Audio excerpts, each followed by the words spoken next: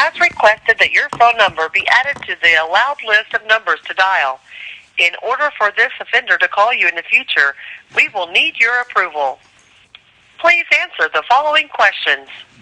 Are you the person authorized to make decisions for this telephone number?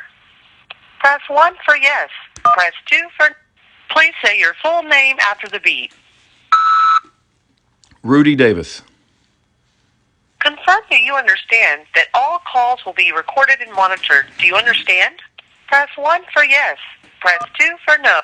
Your telephone number will be added to the allowed list for this offender. Thank you. Hello. This is a prepaid debit call from... Nate. An inmate at the Virginia Department of Corrections, Lunenburg Correctional. To accept this call, press 0. To refuse this call is from a correction facility and is subject to monitoring and recording. Thank you for using GTL. Hello. Hello, is this David Hickerson? No, this is Rudy Davis. David Hinkson is a friend of mine. He's in prison. I run a Christian prison ministry. Oh, okay. Yeah, I want to contact you. I heard that from a friend, and I thought I'd touch base with you.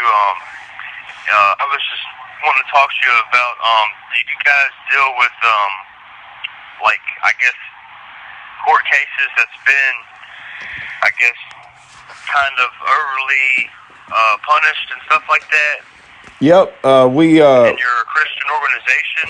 Yeah, we're a small Christian organization, and we give a voice to the voiceless for the unjustly incarcerated or for the overly sentenced. You know, sometimes people get sentenced way too much time for what they did.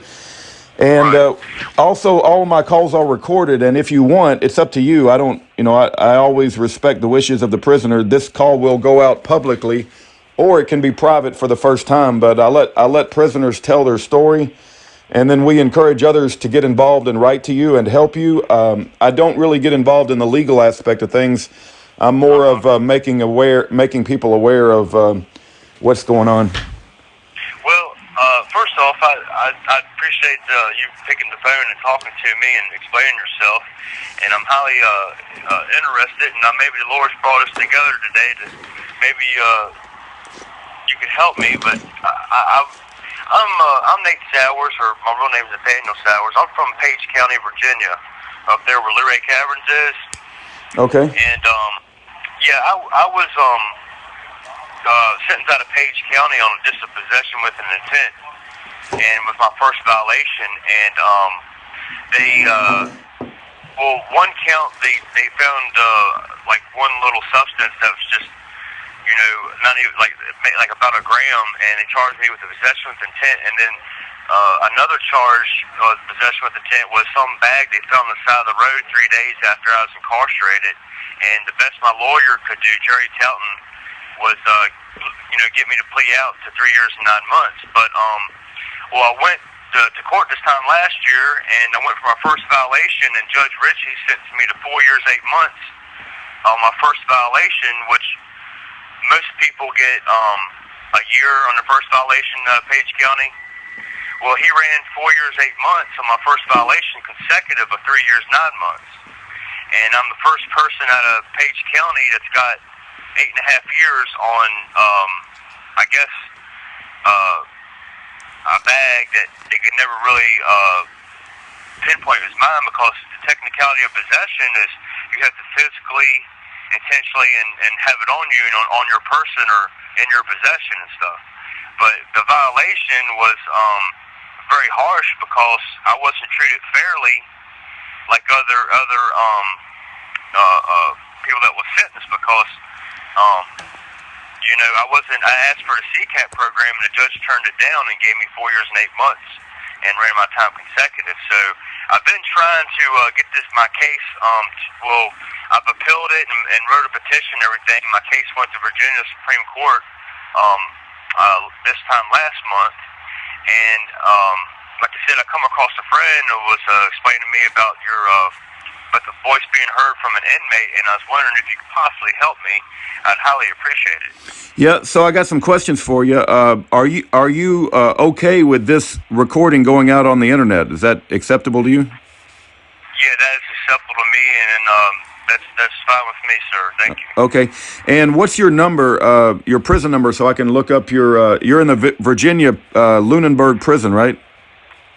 Yes, sir. I was sentenced out of Page County Circuit Court, and my number is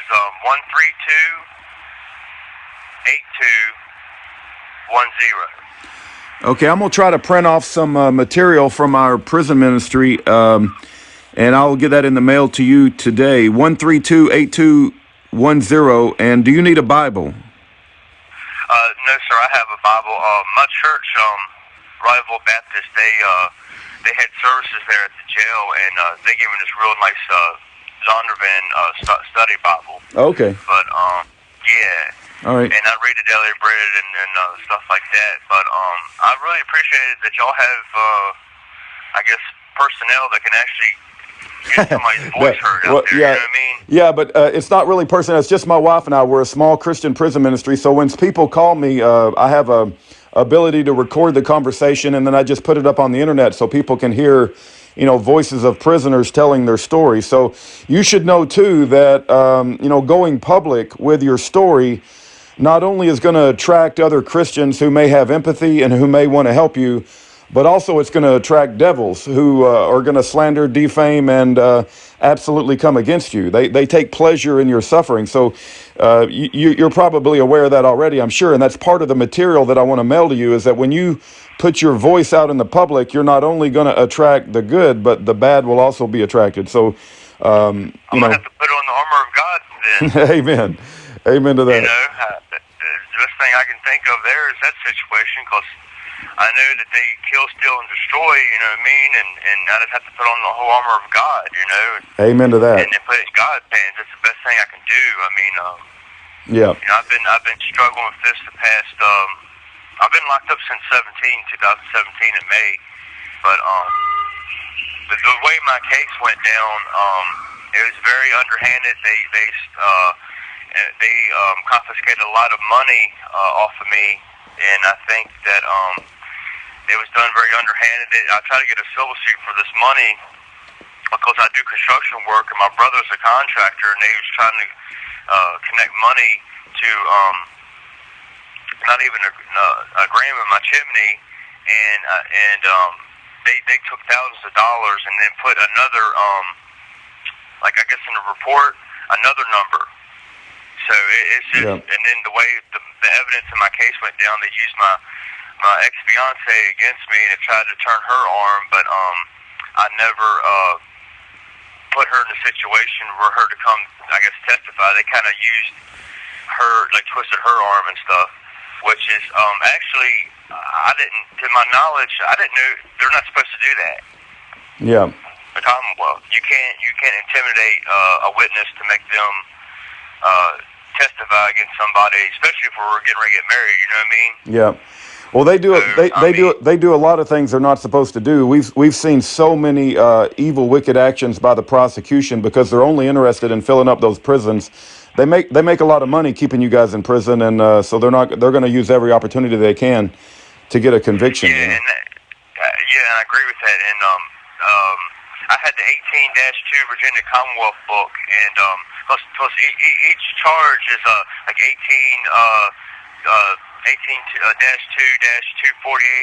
or possession with intent or possession. You know what I mean? If you read the Virginia Commonwealth law, based on the way the evidence is supposed to be presented and circumstantial evidence, the way my lawyer pressured me, a possession with intent goes from 1 to 40 years. So if I tried to fight that on a jury trial, I could get 40 years. Yeah. So what they do is they pressure people into a plea bargain, and I felt like either they was gonna pressure my girlfriend and they trying to give her a crazy time, or I had to submit to a plea bargain. But the violation, I was, that was like way harsh because the jail couldn't understand, and other people couldn't understand that, you know, the judge only gives somebody a year, you know, on the first violation. Then, you know, the next one's 2 or 3. My first one, they gave me what equipment somebody had on their fourth. Yeah. Well, you said you've been in prison since 2017. If you don't win any appeals or things don't go your way, what's your current release date? Well, 2025, September 10th, but that's with 100%. They have estimated release date of 2025. That's if you give me 100% of eight years and 5 months.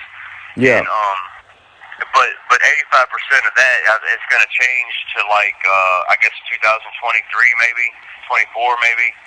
But it's plus my jail credits, my trustee time. I was trustee at Page County Jail for I guess 15 months out of 17 months, and then I went to Middle River Regional Jail for 4 months, and then I went to Emporia because the contract with Page County and Middle River Jail in Stanton, there was an embezzlement going on with the bid space, so everybody that was fully sentenced had to go to Emporia.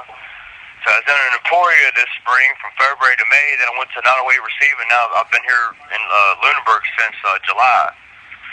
But okay. I'm trying to get to Coffeewood. It's in Culpeper, because Page County and Culpeper County is like 2 counties away. But based on my time right now, I'm not in re-entry status, like I guess 18 months. So I'm going to be here for a while. Yeah. And I've been working on my case and, you know, petitioned in the court and I got it up to Virginia Supreme Court. They sent me a letter last month. So, but I just so happened to come across my buddy Mark here, and I think he spoke with you yesterday. And yeah, he did, and I sent him a letter out. I think it was yesterday. And let me ask you this: when I mail you guys letters in the Lunenburg prison, is there any restrictions that you know of? In other words, can I put like 10 pieces of paper, or do they limit it to 3 pieces of paper, or can there be a? No, all they do is they photocopy everything. Like I'm not going to get your original letter. They're going to go and they're going to have a copier, and they're just going to copy it. Okay. In as much as you want. Okay, good. Okay, well I'm going to put a letter to you out in the mail today. It'll have a write-up about our prison ministry, and you need to know that we advocate for some, you know, what the establishment considers political prisoners, and they're not necessarily friendly to our ministry because we expose a lot of corruption, and we believe that there's a massive problem with our criminal justice system, and people aren't, you know, getting a fair trial in our courts anymore.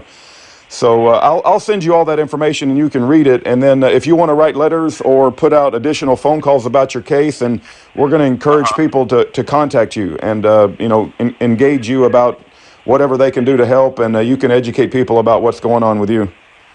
Well, see, it's strange you mentioned that, because my lawyer said, and me and my family paid him highly, you know, Mr. Calton, you know, he said that my case was a Page County politics case, and that he wouldn't represent me on a jury trial because it wasn't ethic of him.